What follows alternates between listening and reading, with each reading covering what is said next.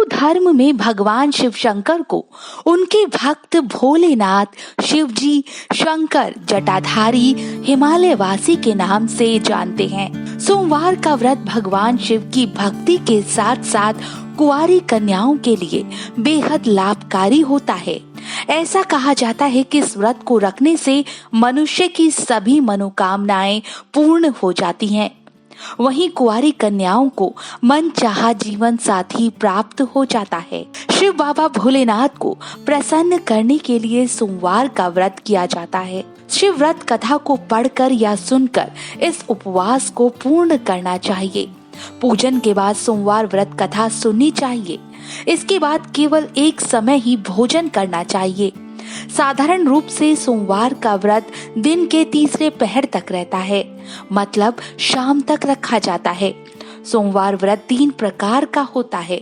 प्रति सोमवार व्रत, सौम्य, प्रदोष व्रत और 16 सोमवार का व्रत। इन सभी व्रतों के लिए एक ही विधि होती है और एक ही व्रत कथा होती है। भक्तों, सोमवार के व्रत के लिए हमें जो कथा सुननी चाहिए वो इस प्रकार है। एक समय की बात है, किसी नगर में एक साहूकार रहता था। उसके घर में धन की कोई कमी नहीं थी, लेकिन उसकी कोई संतान नहीं थी। इस कारण वो बहुत दुखी था। पुत्र प्राप्ति के लिए वो प्रत्येक सोमवार व्रत रखता था और पूरी श्रद्धा के साथ शिव मंदिर जाकर भगवान शिव और पार्वती जी की पूजा किया करता था।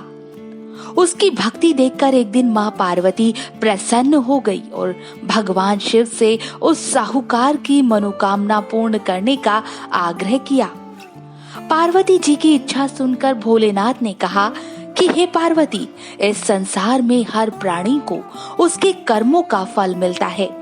जिसके भाग्य में जो हो उसे भोगना ही पड़ता है।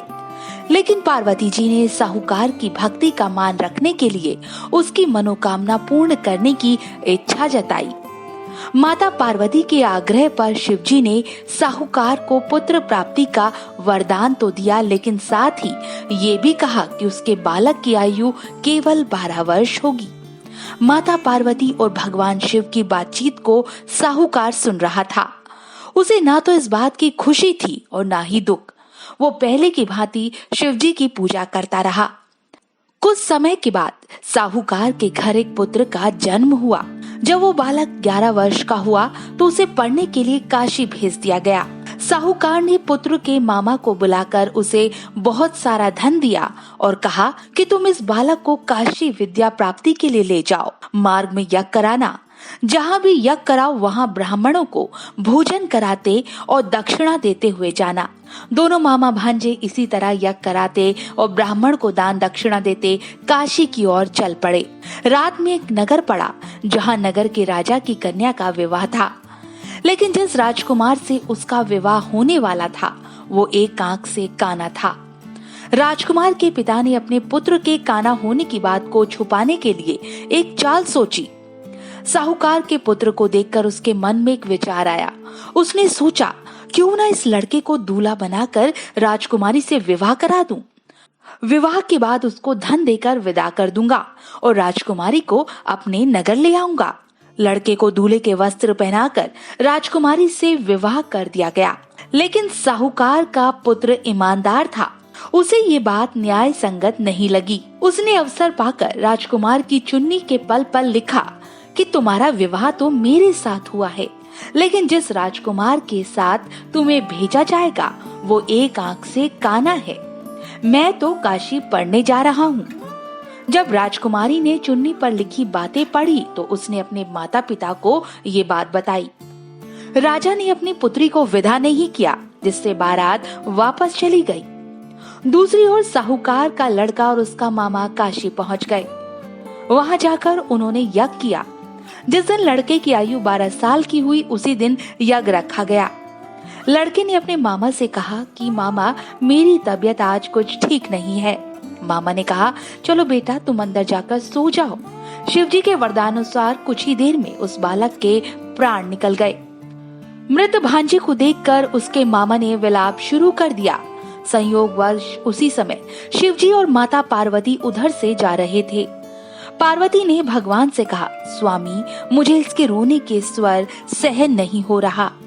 आप इस व्यक्ति के कष्ट को अवश्य दूर करें।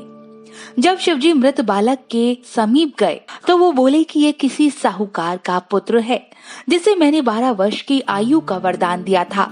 अब इसकी आयु पूरी हो चुकी है, लेकिन मातृभाव से विभोर माता पार्वती ने कहा कि हे महादेव, आप इस बालक को और आयु देने की कृपा करें, अन्यथा इसके वियोग में इसके माता पिता भी तड़प तड़प कर मर जाएंगे। माता पार्वती के आग्रह पर भगवान शिव ने उस लड़के को जीवित होने का वरदान दिया। शिव जी की कृपा से वो लड़का जीवित हो गया। शिक्षा समाप्त करके लड़का मामा के साथ अपने नगर की ओर चल दिया। दोनों चलते हुए उसी नगर में पहुंच गए जहां उसका विवाह हुआ था। उस नगर में भी उन्होंने यज्ञ का आयोजन किया। उस लड़के के ससुर ने उसे पहचान लिया और महल में ले जाकर उसकी खातिरदारी की और अपनी पुत्री को उसके साथ सहर्ष विदा कर दिया। इधर साहूकार और उसकी पत्नी भूखे प्यासे रहकर बेटे की प्रतीक्षा कर रहे थे। उन्होंने प्रण कर रखा था कि यदि उन्हें अपने बेटे की मृत्यु का समाचार मिला तो वे भी तुरंत अपने प्राण त्याग देंगे। परंतु अपने बेटे के जीवित होने का समाचार पाकर वो बेहद प्रसन्न हुए। उसी रात भगवान शिव ने व्यापारी के स्वप्न में आकर कहा, हे श्रेष्ठी, मैंने तेरे सोमवार के व्रत करने और व्रत कथा सुनने से प्रसन्न होकर तेरे पुत्र को लंबी आयु प्रदान की है। इसी प्रकार जो कोई सोमवार का व्रत करता है या कथा सुनता है और पढ़ता है, उसके सभी दुख दूर होते हैं और समस्त मनोकामनाएं पूर्ण होती हैं। भक्तों, सोमवार व्रत की महिमा अपरंपार है, क्योंकि ये पूजा वस्तुतः देवों के देव महादेव शिव के लिए होती है और शिव वरदान एवं न्याय के लिए प्रसिद्ध हैं। कहा जाता है कि जो कोई भी शुद्ध मन से महादेव की आराधना करता है, उसकी इच्छा की पूर्ति अवश्य होती है। इसमें तनिक भी संदेह नहीं है। उम्मीद करती हूँ भक्तों, आपको ये वीडियो पसंद आई होगी। ऐसी ही वीडियो को देखने के लिए हमें सब्सक्राइब करना और लाइक और शेयर करना ना भूलें। भक्तों, हम फिर एक और व्रत कथा को लेकर जल्द ही हाजिर होंगे। तब तक हमें दीजिए इजाजत। नमस्कार।